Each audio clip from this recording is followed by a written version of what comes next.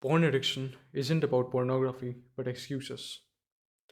A former friend of mine had a lot of problems with drinking, junk food, being abused as a child, and trauma and degeneracy in general. I remember speaking to him once about this experience of his with his father, where he was so stressed he started shaking on the floor and hyperventilating, and things went blank in his mind. That was a trauma response. Trauma isn't something like stress just experienced by the body, it is stress which is stored. When we try to run away from our pain or numb it, then something normal people don't have much problem with, like pornography, alcohol, Coca Cola, all of these things stop being something periodically fun, but instead become a closet to hide our problems into. Eventually, however, the closet will get full. It will get harder to close it until one day it bursts forth. And that shame, the fact that we're trying to hide something rather than facing up to it, is what results in more shame. Our mind goes from I am hurt to I have a problem to I'm addicted and then I'm broken. I have no problem with saying that I left that weakling. I saved myself rather than drown together. I changed my addiction of 9 years and have been free for one. I have helped a person who was watching pornography at a daily basis, and now they're a junior golfer who wakes up at 5 am, focuses on his purpose, and is very fulfilled. Why did I and my client succeed, but my old friend still remains trapped? Cowardice. Behavior is not identity, but it is pretty damn close. You clutch onto beliefs about yourself, something told to you by your fucking teachers, your parents, your past experiences, which results in pain. And the way people try to numb it instead of facing up to it is via choose your whatever fucking poison. It could be pornography, it could be addiction of any physical substance. All of these things, however, are self harm. Porn addiction is a symptom of your spirit's decay. I'll say something that a therapist never will. Your beliefs in weakness, your pity, your melancholy are fucking stupid. They are a type of narcissism, not even a good fucking kind, which results in you actually making progress, but something meant to justify your conformity, your fucking stagnancy, your worthlessness. Because, oh no, look at me, I'm just a broken little child. Where? Nobody's coming to save you. Your shame stems from inaction. You try to hide away this guilt more and more until it starts to layer and becomes disgusting and filthy, like a room which we avoid cleaning. The real drug here isn't pornography, it's the narrative that you tell about yourself that this is who I am. Even junkies romanticize their addiction. The worst kind of hate, the worst kind of shame and deception you'll face is the one targeted at yourself by yourself. How long will you let this deterioration continue? How long will you use pain and lack of strength as excuses for your mediocrity, your stagnancy, when the path is right in front of you? I claim you'll fix it quick, and here's why. Focus on the word quick. Because you know what? It's not your fault. I said it. What now? Are you gonna go back to being a loser now that daddy has given you his fucking blessings? It's not your fault, but it is your fucking responsibility to fix it because nobody else will come to save you. How long will you let this weakness, this past experience define you, and how long till you take fucking responsibility? Atlas held the fucking world on his own back. Hercules defeated giant sea serpents. Krishna defeated demons when he was a fucking baby. Alexander started from South Europe and went, no, conquered all the way to fucking India. Before that, your ancestors were fighting 12-foot tall fucking mammoths, 7-foot Neanderthals, and all for what? So you could waste your fucking life on porn, fucking commit self harm on your brain. And be honest, who does it? Don't blame it on modernity or microplastics or trauma or some bullshit. They have their place. But who the fuck does it? Is there someone else opening the browser for you? No, it's you. Your hands open it. Your legs move to a secluded place. Your fingers type it. You submit to it. If you truly care about this, about becoming better and not being chained, then join my personal coaching, the link in description below. Why does all of this happen though? What makes you even want it, even though we know that it's bad? Brainwashing. Now, that is something you can blame other people for.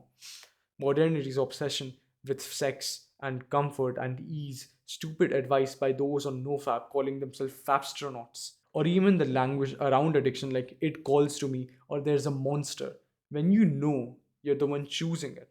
All of these things come together to keep you nice and calm and fucking sedated. That is something you can get angry for. You should get angry for it. Have a fucking ego. You, your lineage, your fucking ancestors are looking at you disappointed. This is how the lineage ends. Eh? Or will you fucking stand up, not bow your head and fight?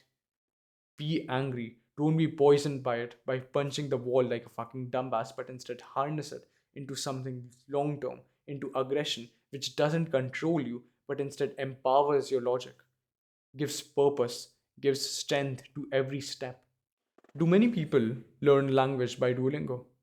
Do many people learn to play the piano by a fucking phone app? Or do many people get rich by reading some book on productivity or positive thinking? It's possible. Certainly it is. So why do 90%, no, 99% fail? Because they don't want it quick. They want it easily. People who fall for scams don't want to get rich quick. They want to get rich easily, passively. That's the fucking problem. You don't want to get rid of porn. You want to get rid of your problems, run away from them, and fix them easily. It's weakness, and in my eyes, fucking filthy. Subservience, which comes from delusion.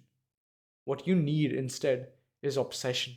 All of the examples I mentioned before, like people who have learned the language by a simple app like Duolingo or via a piano app, learn to play the piano.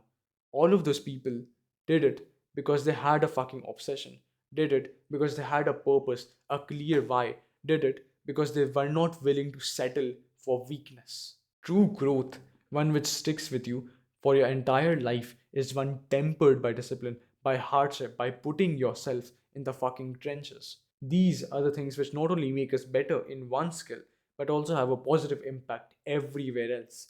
I went from 30% GPA to 92 in 1 year.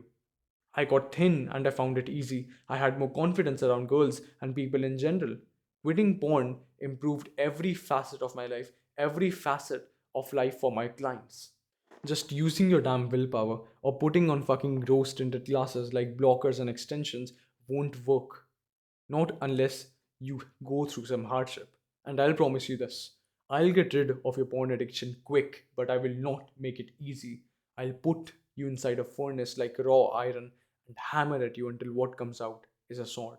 Shame isn't something that goes away by repression or more brainwashing or moving to a different place. It's faced and killed by your own hands in an intimate manner.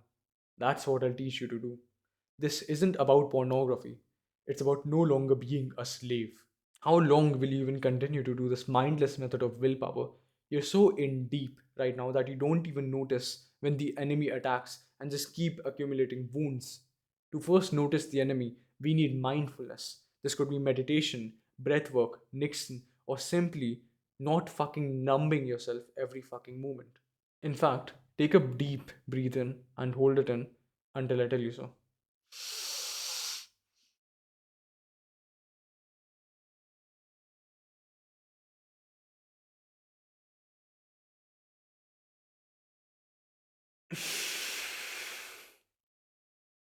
Exhale if you haven't already.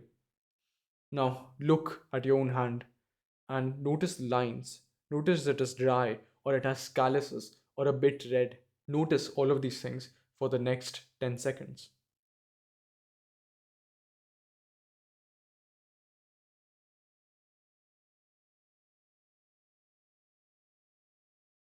You probably got distracted by thoughts and didn't even notice it.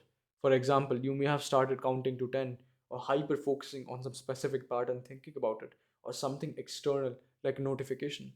This is weakness and this is what we have to purge. The meditation exercise we did right now is you purging that weakness. After that comes journaling and us breaking down these beliefs slowly, but for that, first we need to notice them. And that's why you need to do mindfulness. A basic tip I would give you is to understand the urge and not just act. Understand that it is simply a feeling of a body like a knot in the stomach or your throat getting drier. It doesn't mean anything to it if you don't apply any negative or positive connotations or feelings. Then it simply is. It simply is a bodily feeling, an urge, a bodily response, nothing else. If you've listened this far, you're not average, and I know there's a fire inside of you. I say it's about time you act on it and make this transformation faster and even more deadly by coaching. Join below, link in description. Cheers.